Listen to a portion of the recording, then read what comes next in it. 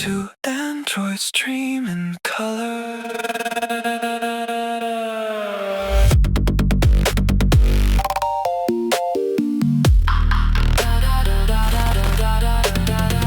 Welcome to another video. My name is Ramon, and in this video I'm going to build this amazing 3D printed smart LED wall panel.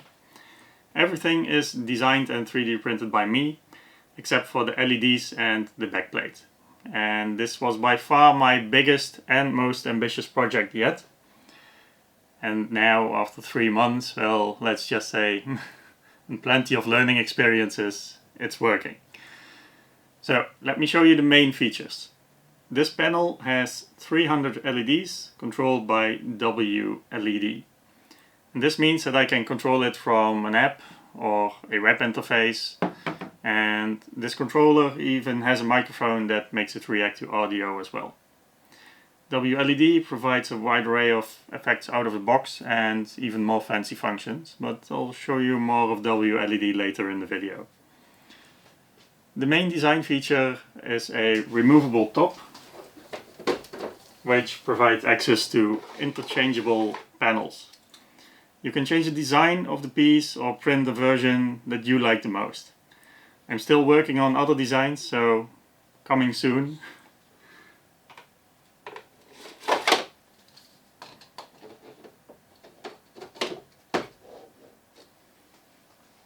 Subscribe to get notified when they are done. Oh, and I made this fancy animation. Did you see? I'll show it again. Let me know what you think. And as a final feature, I try to put this all in a print-friendly design with as minimal waste as possible. I have here one handful, minus one piece, but these are all the supports from printing this project. And this took most of the time, but it was definitely worth it. It almost goes together as easy as Legos now, which I really like, and I'm proud of that feature as well. The main reason for that is because I want to make this available to you as well. So you can now download and print this wall panel yourself. You only need to provide the LEDs and the backplate. Print the parts, and I did all the other work for you. And this way I hope to turn my months of work into maybe a nice weekend project for you, where you have an amazing smart panel in the end to hang on your wall. Now, I do think I need to give you a quick little disclaimer. I have no real skills or experience with soldering or LEDs, and with 3D design and 3D printing I just do stuff. I'm self-taught with the internet and stuff. I have a soldering set that's from around 2010.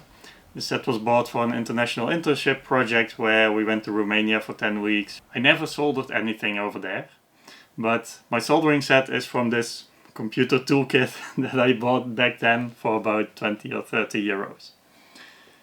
The only experience that I can remember soldering is on an even different internship, must be somewhere around 2008 or something. I soldered LEDs to a button or pre-made controller board. It was some sort of a kit for a trivia or Jeopardy game. Fastest to push the button on a handheld trigger, LED lights up. So yeah. Now I have YouTube, and I already learned that there's stuff called flux, which is a game changer when soldering, really. I also have no electrical knowledge or experience. Most of it comes seeping through from messing with computer hardware for about my whole life. Anywho, yeah, that's a little insight into my experience going into this project, so wish me luck. And for you, sit back, relax, grab a drink, and enjoy my start learning experiences.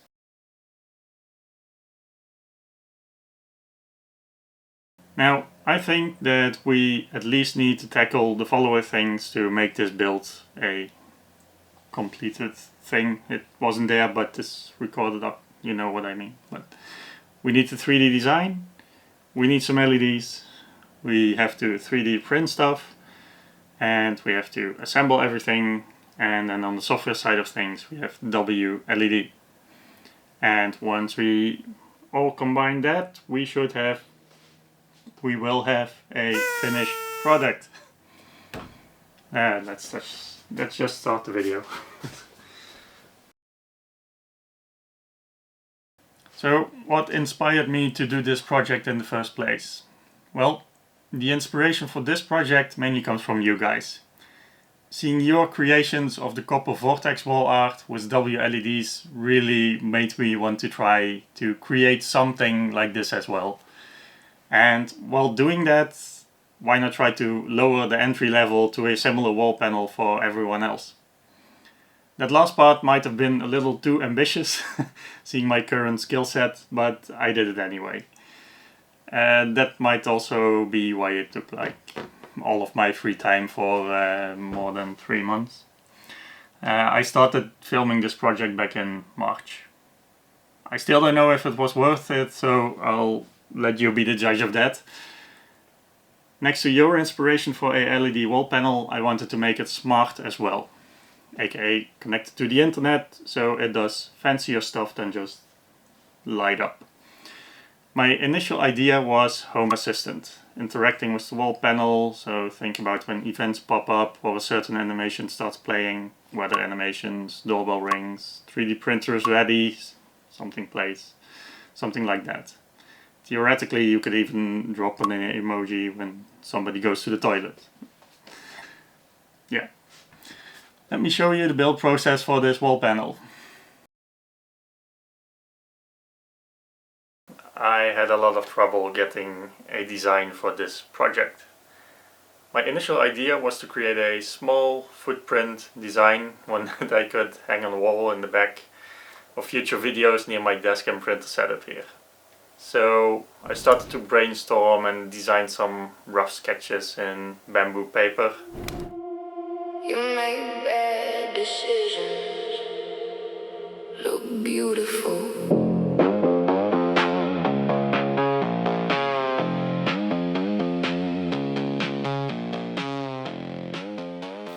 I thought that starting small made the entry into playing with LEDs easier as well.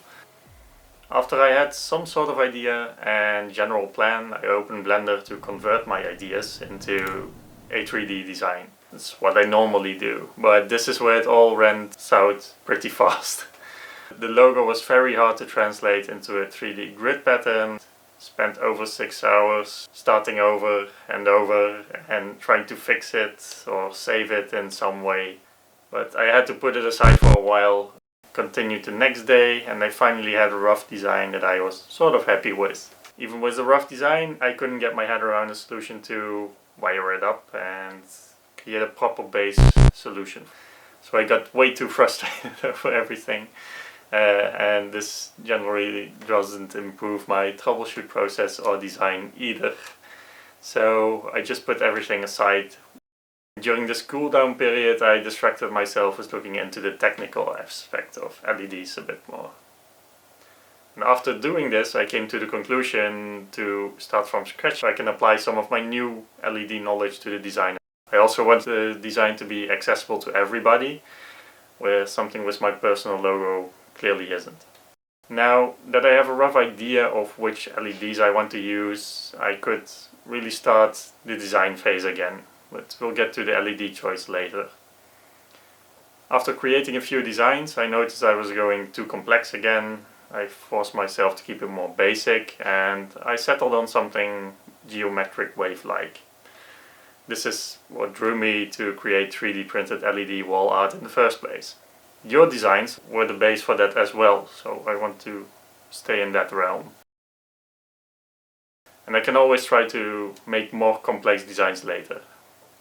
So once again, I have a top surface design that I like, but I ran into issues again, matching the grid to LED strips. And at this point I can whip up a geometric design fairly quick if I have proper grid or dimensions to work with. But without dimensions, or having experience with LEDs, I just don't know what dimensions my grid should be. Every LED strip has its own distance between the LEDs as well, and it's not something that I want to guess from some product images with only half the measurements written out on a website. I decided to put the final design on hold for now and start determining what LEDs I want to use and order them first. And when I have them in my hands, I can measure and take accurate dimensions and then create a matching grid accordingly.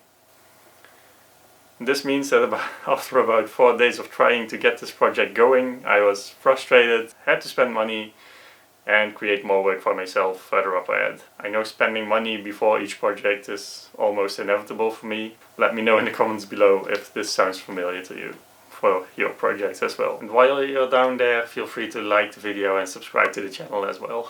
This helps me spend more of my time and money to make more financially irresponsible decisions for your entertainment.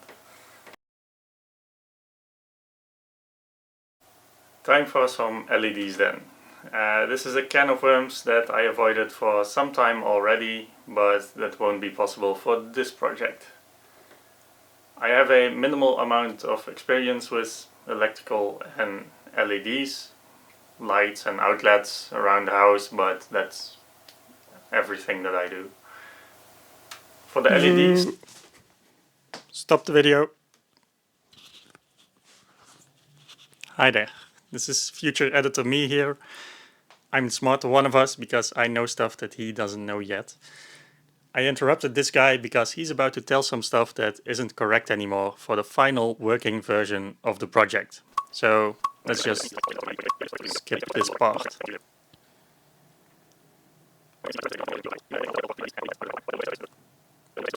And we'll continue here. That was quite a bit of information and I hope it still makes sense. Nope, that doesn't make sense at all. Fine. I'll do a short recap of what I learned and the choices that I made right now at this point of the video.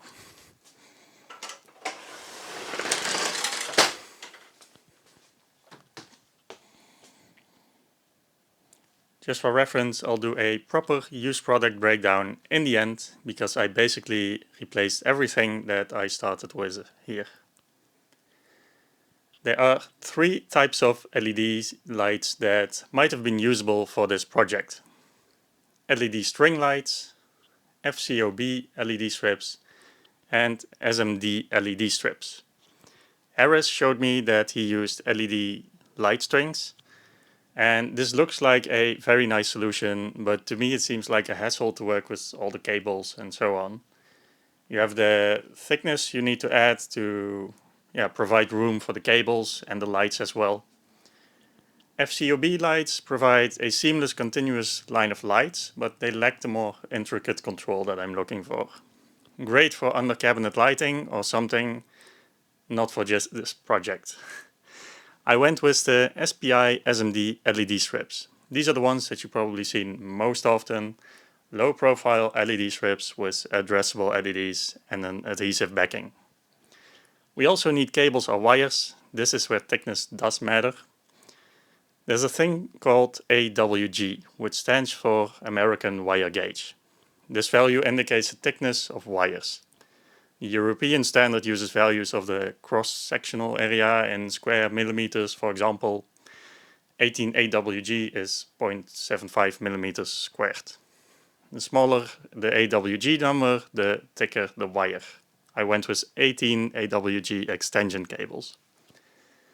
The final lesson I learned: double check everything about LEDs when you buy them. I take full responsibility in buying the wrong products, but I also found that the LED marketing is very misleading and lacking clarity overall.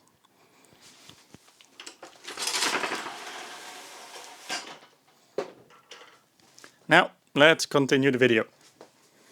So the idea is that we have 2 of these 5-meter rolls and we're going to cut them in 1-meter strips. So we'll have 10 pieces of 1 meter that will all be lined up next to each other. So we can get sort of a matrix of LEDs going on. So these are the LED strips, and we have to connect those on these ends. So the first one will be connected to the controller.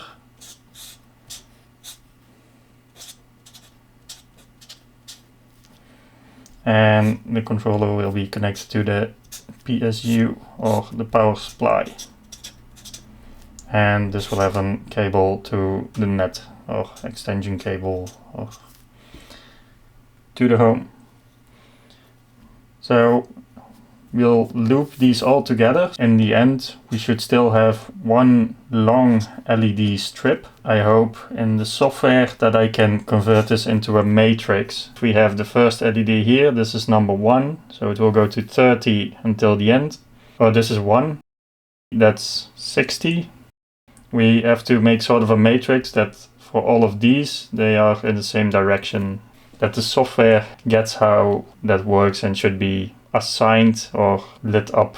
But that's for in the end. For now, I'm going to focus on this step, just cutting the LED strips, and these things all have to be soldered.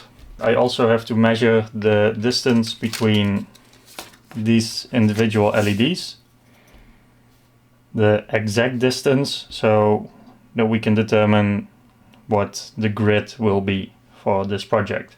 For figuring out what type of power supply and wires I needed, I used a nice little tool called WLED Power Calculator. The WLED site also refers to this tool. You can find it at wled-calculator.github.io. I'll link it down in the description as well.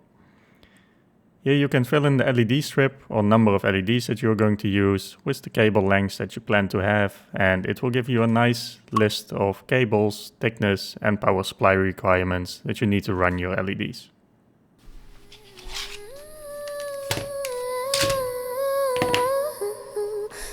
And for these LED strips, they have these points where you can cut it. It's exactly 10 centimeters in between. So we need 10 of these parts with 3 LEDs per meter length. So we get our 30 LEDs. I'm going to use a normal scissors to cut them.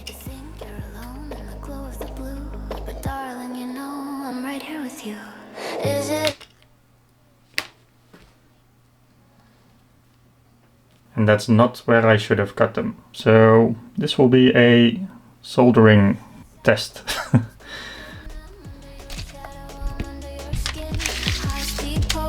Digital rush, the world goes loud and the world goes hush. Obsession in the static, love in the dark, waiting for the moment to ignite the spark.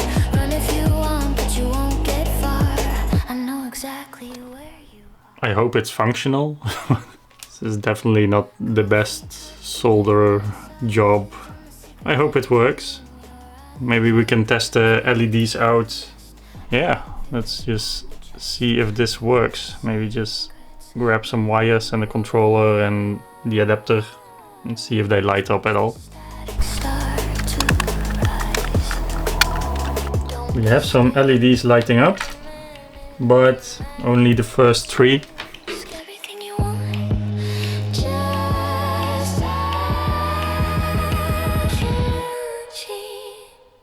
Finally, after hours of troubleshooting, I knew my soldering attempt wasn't the issue.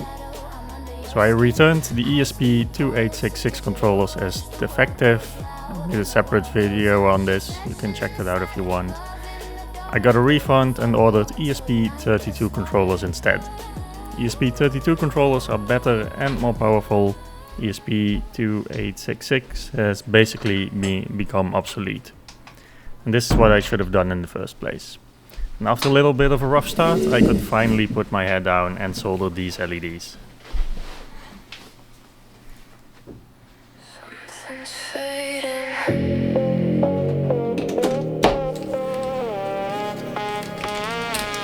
Not all at once, just enough to notice.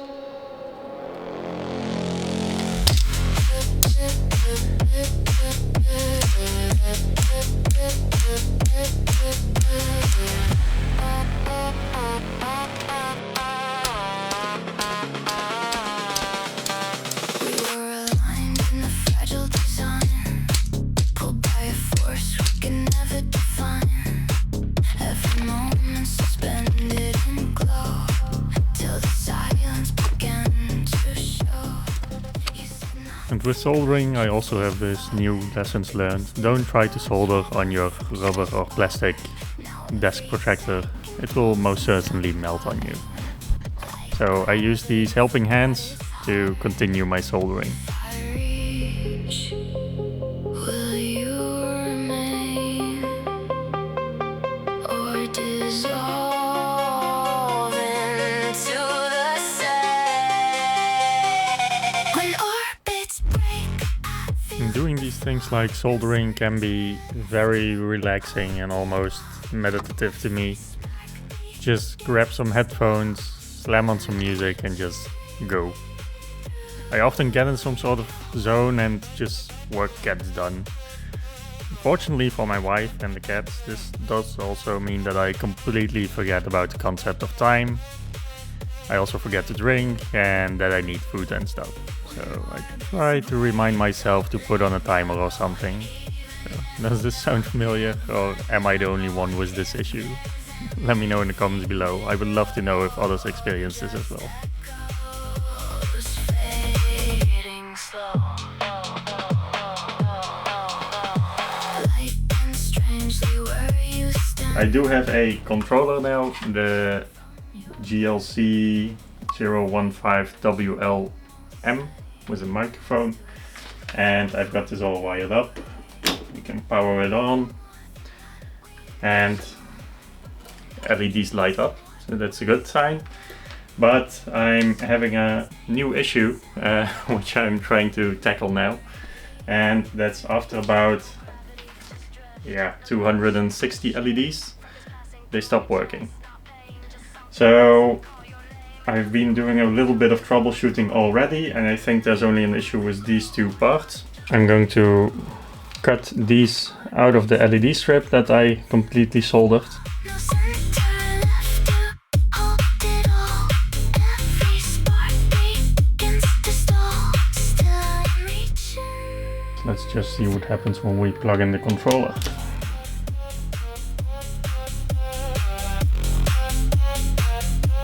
Well, I think that would be it.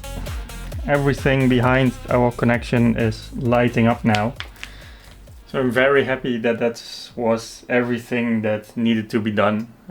With the controller issues, I don't know what went wrong here. If this is because I fried some LEDs or chips while getting it too hot by soldering. I can control the lights with my phone now, WLED, the new controller, everything was very easy to set up.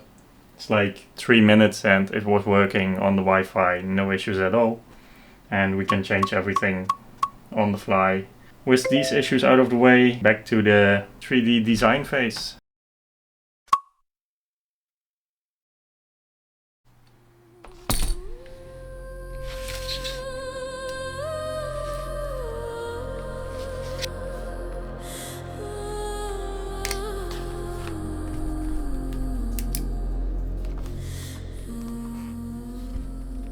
And now that my concept for the serpentine pattern LED strip has become a physical reality, I can take the actual measurements from the LEDs and use them for the grid that we need for the 3D design. Every thought a loaded gun, clicking once, then justice run. I hopped back into Blender and created a mock-up of a single LED strip.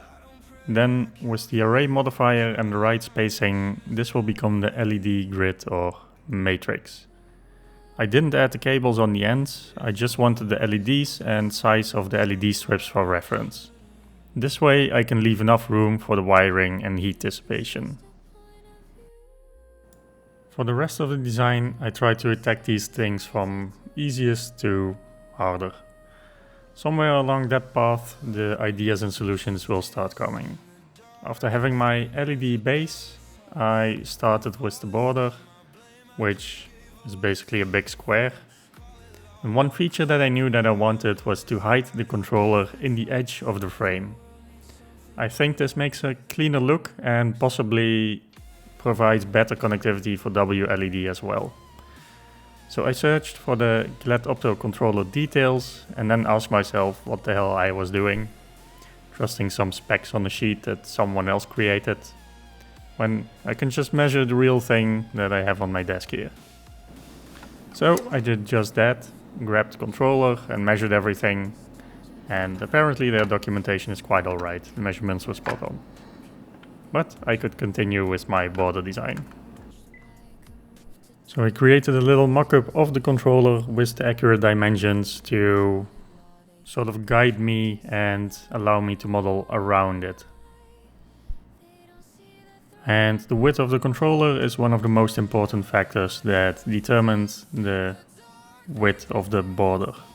I try to find the sweet spot between strength from the PLA and keeping the thing as narrow as possible.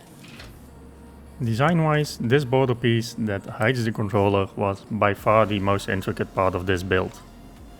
So I took some additional measurements to make sure that I had enough space to account for stuffing cables out of the way and the adapter plug. To top it all off, I created a nice little snap-in-place cover. The additional hole is to get a visual of the adapter plug, so you can see if it's still seated while it's hanging on the wall. And to put another finger in if you want to take the snap cover out. Sometimes it's just easier to get the job done using 2 fingers, even though you could finish it with 1. Now you don't have to awkwardly try to hook your finger in and pull, but you can just pinch and pull. I can talk hours about all the intricate design choices and changes that I made during this process, but I won't. There will be a separate video breaking down these design choices for the ones who are interested.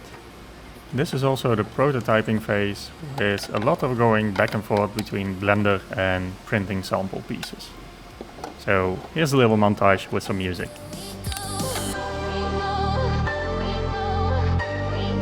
Right side up, wrong side out. What is the signal? Talking about run now. Flip the world on a digital Lexus, running from the dark in the cosmic Texas. High speed pulse in a neon blur. Memories of the way we were. Hyperdrive through the upside down, screaming through the middle of a quiet town.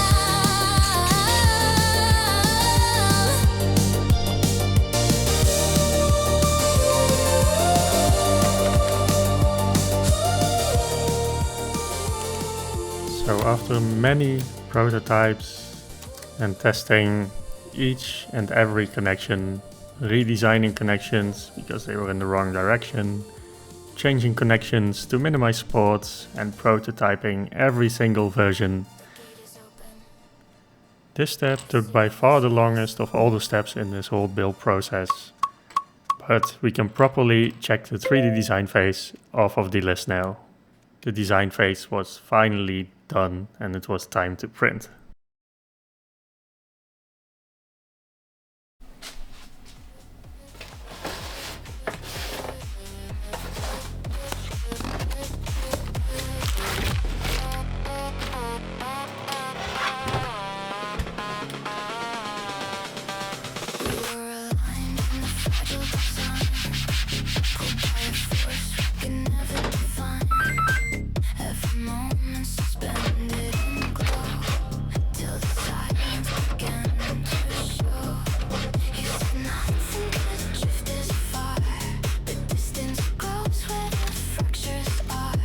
Now every second pulls us apart, like gravity forgot its heart. 3D printing. This process went very smoothly, which you might expect after all the testing and prototyping. I started off with the centerpieces on the P1S and the spacers on the H2C printer. Those could run simultaneously because they're both a bit of the shorter prints in this project.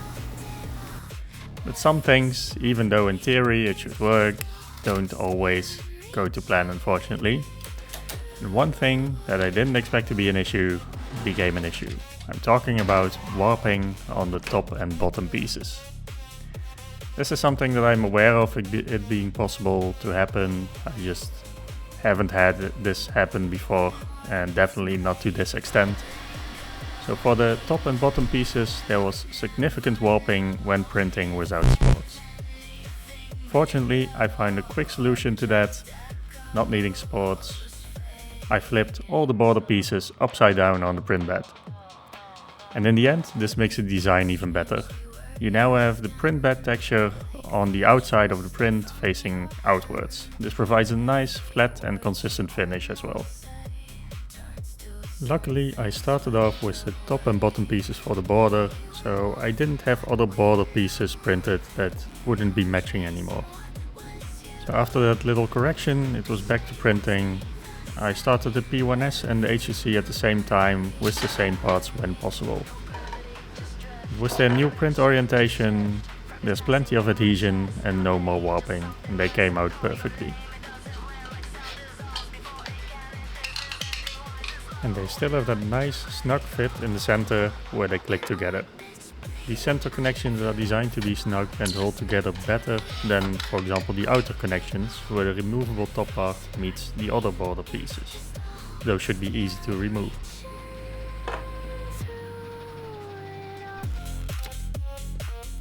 And with that, the border and center pieces are printed.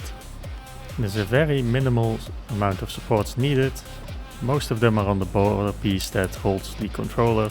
The other pieces are on the top border connections.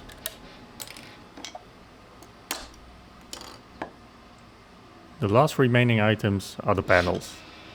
I've tried and I'm still experimenting with this because there are several options and print orientations possible. For now, I went with the outside surface of the grid on the print bed surface. This gives it that nice textured finish like the borders, and no infill or support issues either.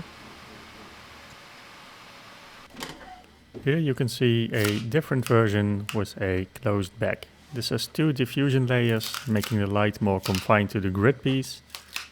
The trade-off is that it requires more brightness of the LEDs with two diffusion layers and has less room for ventilation.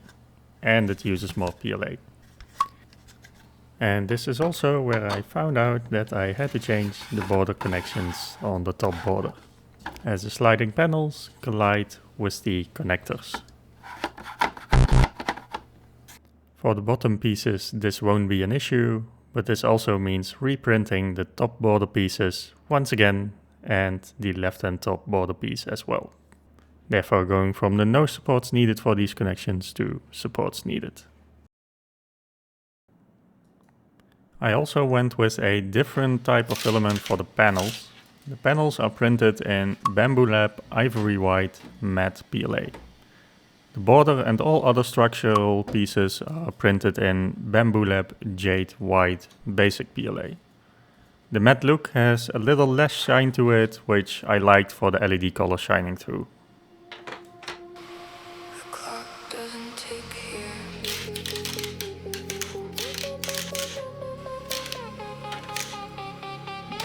It waits.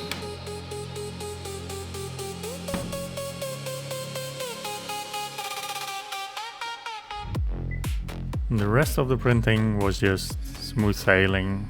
No more tweaks, no more issues, just PLA fumes and burning electricity. And with this we can also check 3D printing off the list.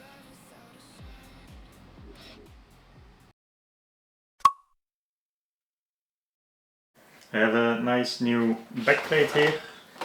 I think it had a little bit of an issue getting transported. This is, as with my previous projects, LU panel they call it here, which is also probably known as aluminium composite. I like these things because they're lightweight and very rigid and sturdy.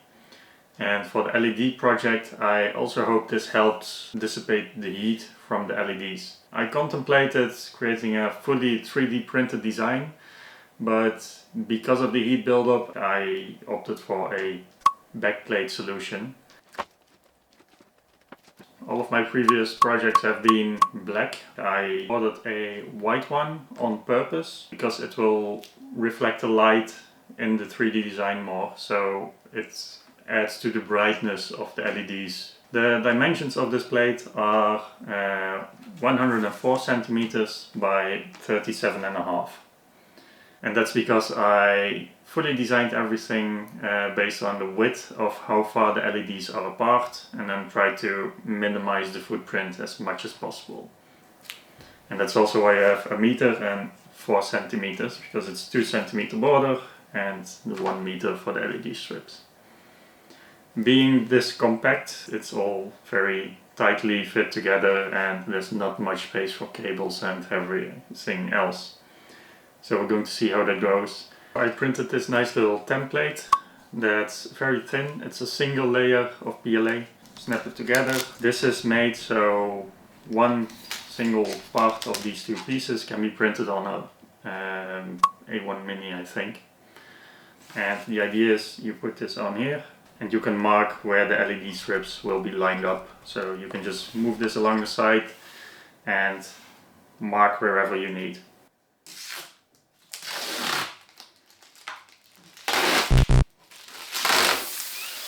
I'm just going to do 5 intervals.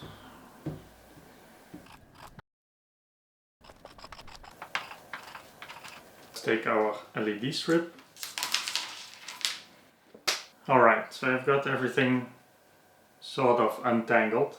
I'm going to start at the left bottom corner.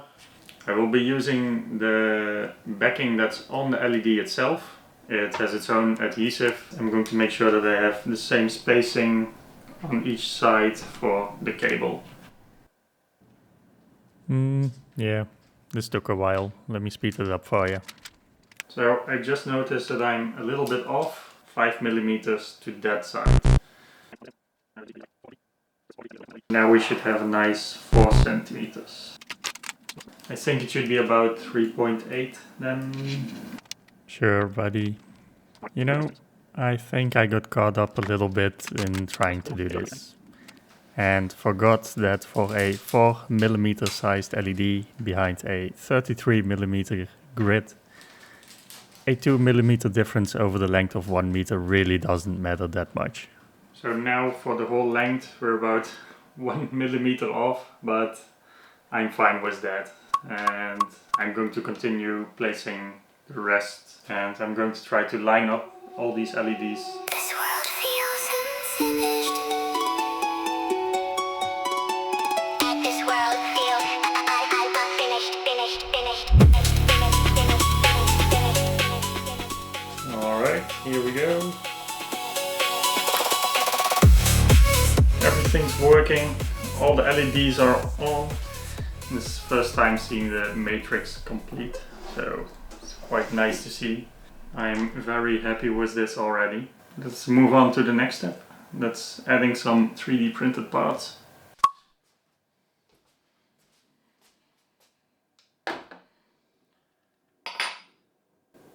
I forgot to drill a hole in the backplate.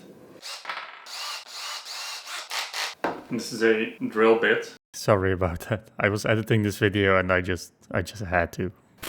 This is a 10mm cobalt drill bit, designed for metal, I think, but it works really well on these aluminium panels.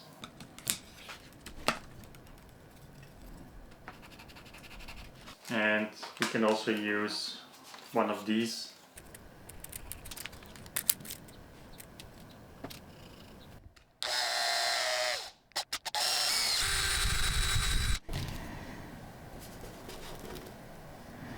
So we can now mount the piece as well, which is very handy, and everything works. We checked that as well. So we can finally continue with the assembly of the 3D printed parts. And these are all the parts that we need. Everything is designed to go together like Legos. So the rest of putting the parts together is going to be a sweet little montage. Because I was editing this assembly part for over 2 hours, and this part alone was over half an hour long before I even got through half of the footage. I've mentioned before that there will be a dedicated assembly video with the schematics as well. The assembly video should launch with the 3D design and this video. There will be a direct link under the model. If you're building this nice wall panel yourself, you don't have to go through this video to figure stuff out. The more in-depth video, if you're interested, will be dropping a bit later due to having to edit all that footage again. So make sure you're subscribed to my channel to not miss out on any other videos. And now let's start that montage, so we can finally put this thing together.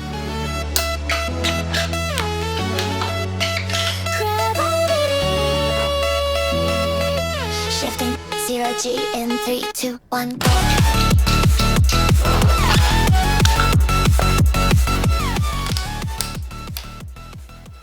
So this is everything connected together without the plates inserted. 3, 2, 1, go.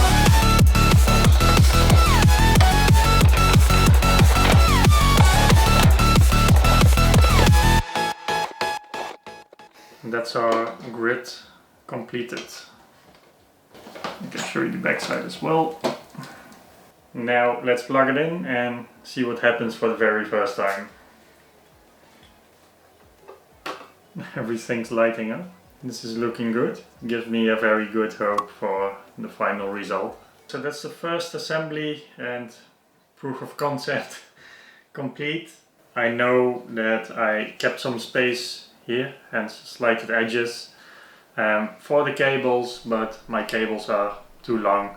I think I'm going to loosen the cables so that I have loose wires, and I probably can even snap them in half or something, but I would have to resolder half of all the solder joints, which I'm not really looking forward to. Almost there, final steps. Alright, so here we go again, another round of soldering, just when you think you are done. At least I know that I get my practice in.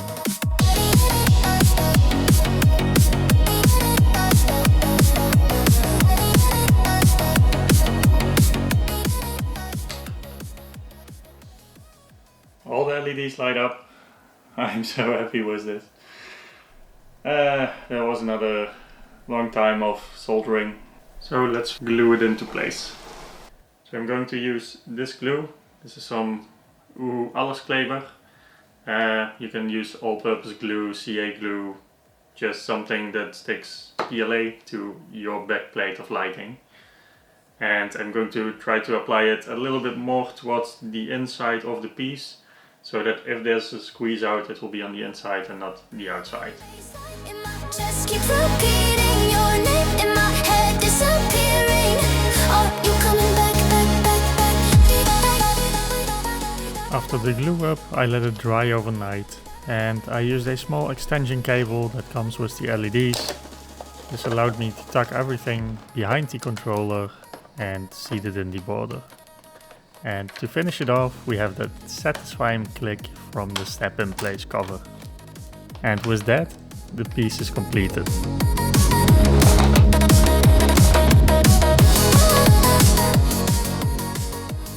Now, this is normally where we would do a nice reveal with some sweet B-roll shots. Unfortunately, things were far from done. It was pretty obvious that something wasn't right. In WLED, I couldn't get the grid working either, so I spent hours of troubleshooting, questioning the controllers once again, testing, and I finally stumbled upon a fellow LED noob on Reddit that about 3 years ago made the same mistake as I did now. Test.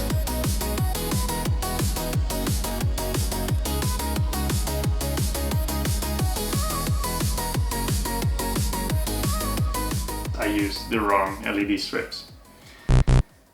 These are in fact addressable LEDs, but you can only address them per 3 and not per single chip. So I will have to tear all the LED strips apart and resolder everything with new LED strips that are individually addressable. Alright, it's time to tear it all apart and try to do some surgery on this. So here's another montage of me tearing the whole thing apart, removing the LEDs and placing new WS2815 LEDs from BTF Lighting, which are individually addressable. I tested both LED strips before cutting them into 1 meter pieces, and after that I started gluing them into place. Because the 3D parts are already glued in place, I try to work around them, trying not to destroy them.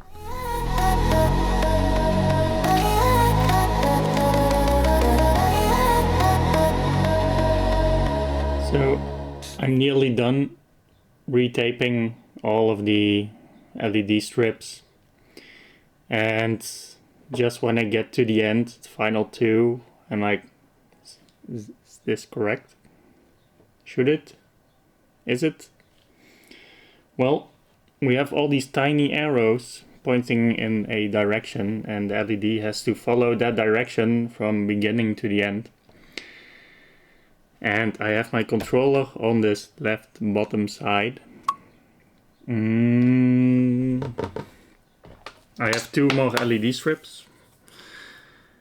This one should go into that direction. And the other one will then go, this is the end that I need over here, but in this direction, and with the arrows ending up at our controller. So there's a few things we can do now. I can just create a long wire and wire it up to the other end. It's the easiest way. But I'll probably, after just pressing in 8 rows, making sure everything's secured, I'm going to rip them all out again and move every row like 1 over. New LEDs also meant new cables. The first LEDs had 3 wires, the individually addressable ones have 4.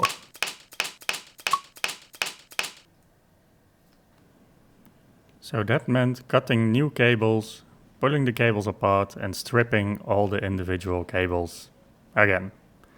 I'm so happy that I got a good stripper a few years ago. You can adjust the length of the tip you want to have pulled off, and it does a very clean job. Sometimes the tip gets stuck and you have to give it a good tap to make it come out though, but that might also be an issue of me handling it. This is a Stanley Fatmax automatic wire stripper. I'll make sure to link it down below. And with the new LEDs having 4 wires, the connectors got more chunky as well, and I couldn't fit it in the hole anymore. So I used some snippers to make it fit, and I will have to adjust this in the final 3D design files as well. And now, with everything prepped, it's finally time for the last soldering montage, I think.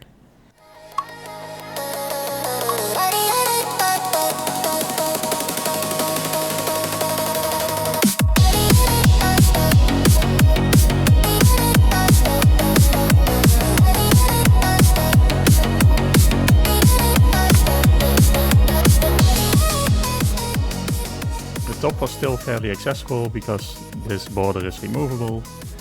The bottom wasn't. The orientation of the connections to the borders is different for strength, and I couldn't remove those anymore. I tried to be as careful as possible, but I touched the 3D printed parts a couple of times with the soldering iron, which then releases a very pleasant and sweet aroma of melted sugar and caramel, which is making it very tempting to mess up as well. Fortunately, I could resist the sweet temptation of melting plastic most of the time and finally finished soldering.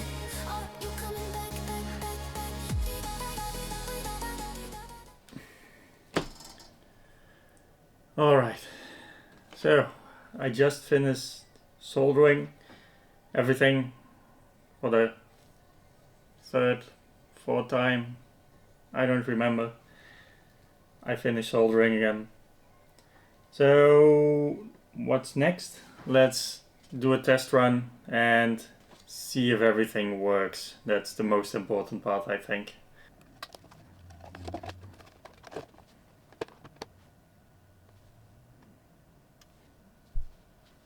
Nothing. What? Okay. So the LED controller is on, but the LEDs aren't. They should be on. What's happening? I don't know. I have to check it out.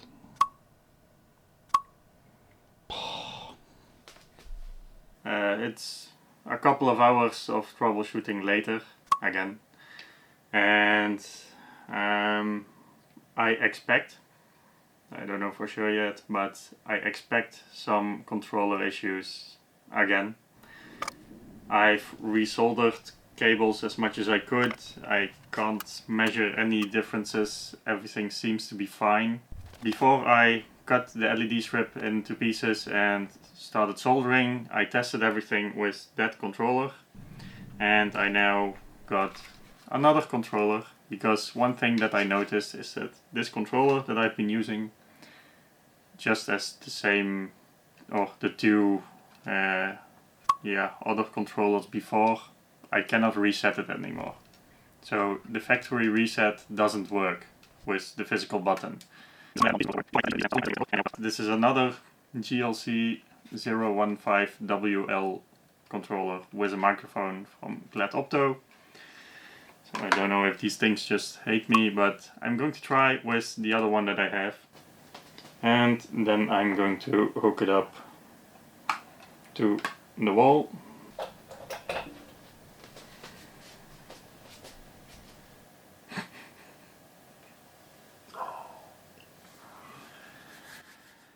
We have lights.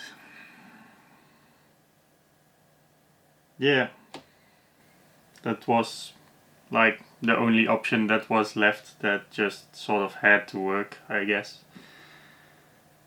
So maybe nothing was wrong with soldering once again, and just WLED controller issues. Now for my next project I have some ESP32 controller boards without the LED Opto stuff, so we'll see how those go. But yeah, let's grab the WLED app and see what we can fix now.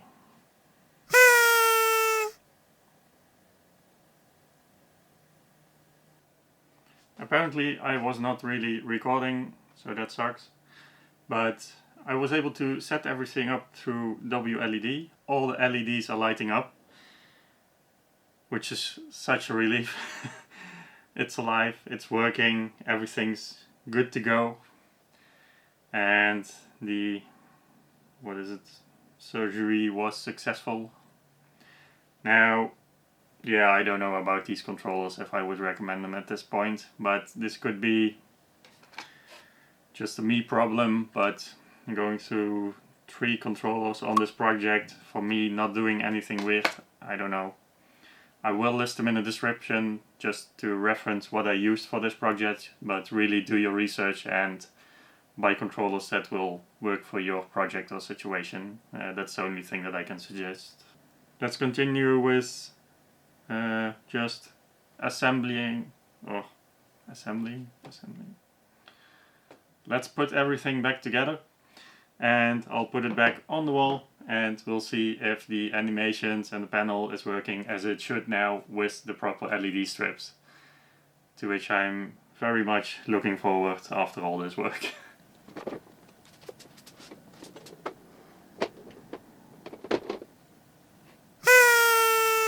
It's done. It works. And there's a little before and after, and why it was definitely worth it replacing the LEDs. Now that we have the panel working and on the wall, I'm going to turn the lights down a little bit, and we're going to dive a little bit more into WLED.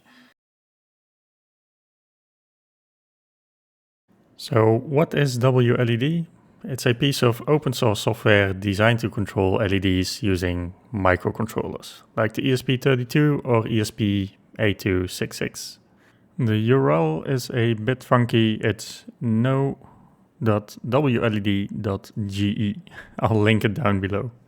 When trying to get the WLED screen captures for this video, I also stumbled upon a list of tutorials.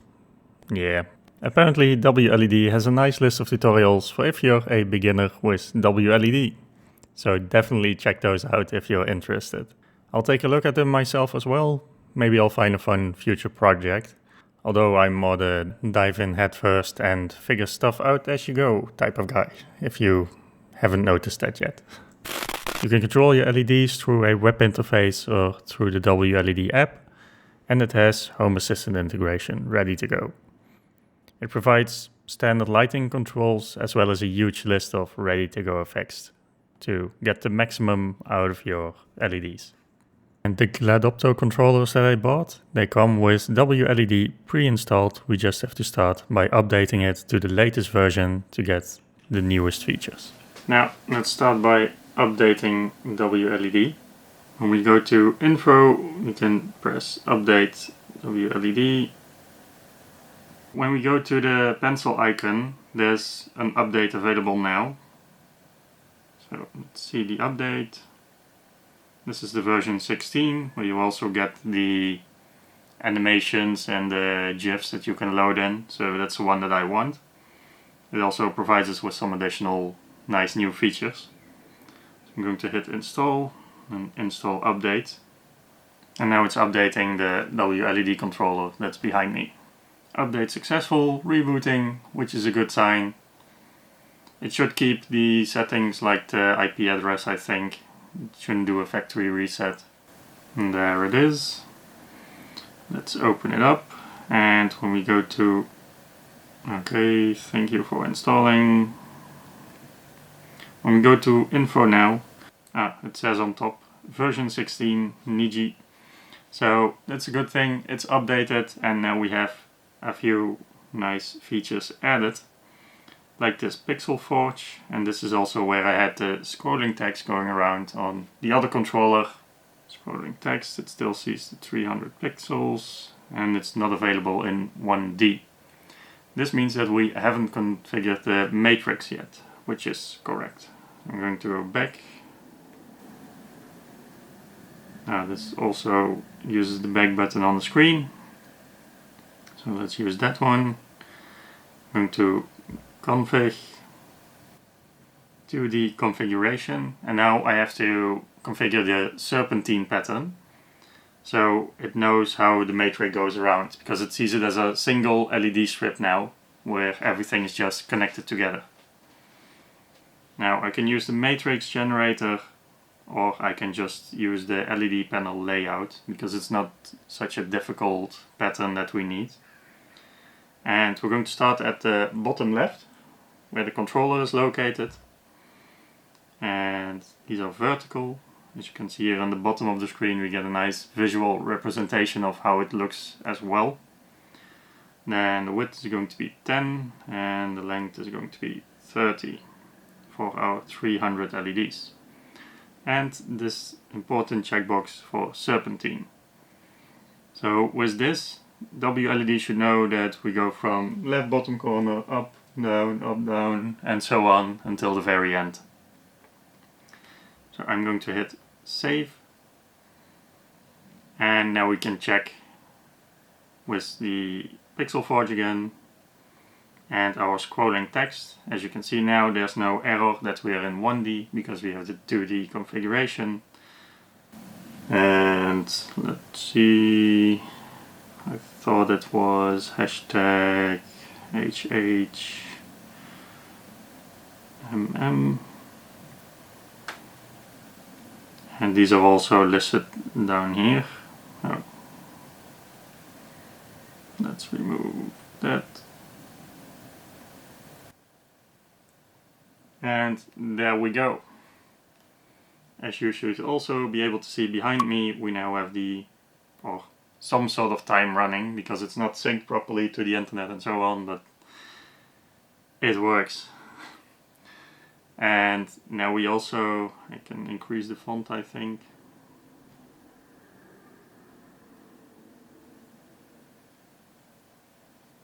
I also get a visual representation on the screen. I can adjust the settings, speed. And this is now working. So, yeah, let's try some other effects. We also have the other tools here, but it can't find it because it's offline. Here's the back button.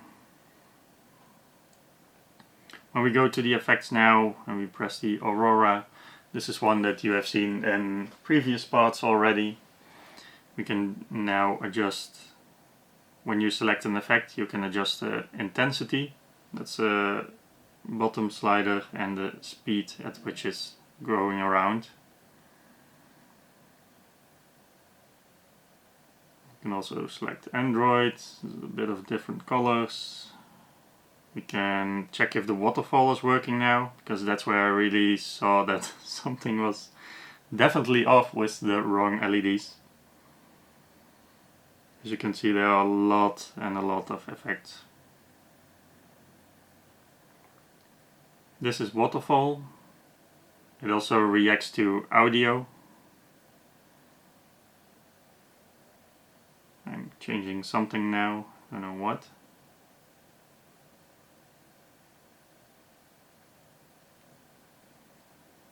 So there are a lot of effects to play with, and everything seems to be working fine now. We get these nice patterns all lighting up. We are able to do text, and we should also be able to do animations and GIF images. So yeah, I'm going to play around with this a little bit, but it's working, it's done, it looks better than I anticipated. Now I can only say that because I know how it looked with the wrong LEDs, but this is how I intended this project to be. I'm so glad to get at this point and have a finished product. And that's it for WLED as well. We're going to cross that one off the list. And after 4 months, it's finally complete and working and together with the proper products. So let's take a good look at the final result. Two androids dream in color.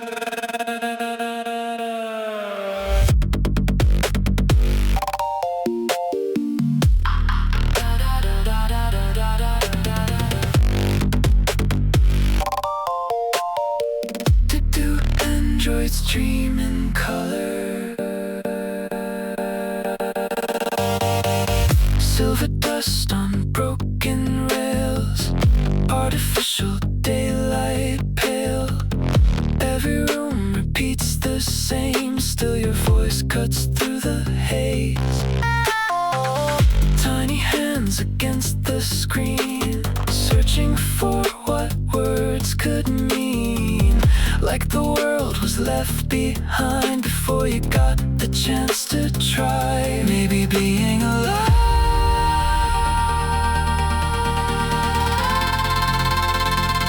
means asking why. Static child running through abandoned. Here's a breakdown of all the products that I ended up using. For the LEDs and the cables, I went with BTF Lighting, a very well-known brand for their high-quality LEDs. I used two 5-meter BTF Lighting WS2815 12-volt LED strips, and most importantly with 30 LEDs per meter. For soldering and extending the LED strips, I used BTF Lighting 18 AWG extension cables, some Goubet soldering tin, and some generic flux from Amazon. The controller is a GLED Opto GLC015 WLM with a generic brand 6 amp 12 volt power supply. For gluing the 3D printed parts to the backplate, I used Uhu Alleskleber. This is a type of all-purpose glue. The backplate is a aluminium coated composite plate called LU panel with a size of 104 by 37.5 centimeters or 40.95 by 14.76 inches. You can shrink this down by a few millimeters to get some nicer cutting dimensions if you want to. If you do, just make sure that there's enough surface left for the glue to adhere to. For the filament, I used two types, but the Bamboo Lab Basic and Matte are very much the same, except for the finish. And you need just under 2 rolls with a total of about 1.7 kilograms to print everything. And that's it for all the materials that I used in this project.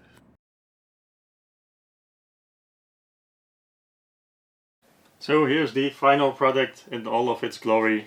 I put on a little equalizer that reacts to my voice, so that's also functionality with the microphone controllers that you have, can react to audio, noises and so on. And there's plenty more to play with. I want to integrate it with Home Assistant so that animations or something plays when something happens in my house and these kinds of things, but that will be for future videos as well. I like too many different projects and things. Get stuff sometimes. I have a whole list of projects that I still want to do, and I can go so much deeper on this as well. For now, I'm happy to put this one on side for a little bit. I have some tweaks to do to make sure that the 3D designs are perfect for you guys as well, so that they're more user-friendly and ready to go. And I have to work on these interchangeable panels, because that's still a main feature of this design with which I created this. I wanted to have wall art that everybody could like and tweak and play around with. The LEDs are just one of the main design aspects of that. So for my ideas, I have a wave pattern that I was working on, and I have a vortex pattern that I was working on. But I also want to make sure that you can differentiate the left side from the right side, so you know which panel goes where. That's not there at this moment. That's something I still have to work out. But for the rest, I learned a ton of new things, well, for which I'm very happy and grateful for. And I'm very fortunate that I can play around with this stuff. Just but yeah, I might have overestimated the scope of this project and the learning curve. So if you want to start your first LED project, learn from my mistakes so you don't make them, and maybe start a little bit smaller. I have an idea that I should have probably done first, which might not have prevented the mistakes that I made on this one, because the LED issue, I don't know how I would have prevented that if you just buy the wrong LEDs, or it says that it's individually addressable but they just aren't. I don't know if that's up to me or just bad marketing, but yeah, I'll leave that up to you. But for now, I'm very, very happy with this so far, and there are a few more videos to come on this. I also thought about creating a square one as a option, but that requires a lot more testing and a lot more 3D design as well, because there's just less rigidity and everything has to fit on a print bed and all these other things. But I'm very happy with the build quality of this one. It goes together like Legos and it's very straightforward. So if you have a backplate and you know LEDs or have some LEDs, you can follow my lead with some LED strips, a controller and a power supply, and you have a very nice project for your wall, I think. A nice weekend project, if you know LEDs. For me it took 3 months, but yeah. Yeah, that's it. Like the video if you liked it, subscribe if you want to see more of my future content. Let me know in the comments down below what you think of this project and would like to see next. LEDs, 3D printing, you name it. I just want to build cool stuff, and yeah, I'm happy that I can share this with you.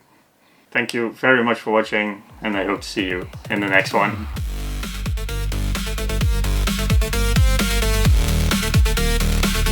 Transmission or begin again.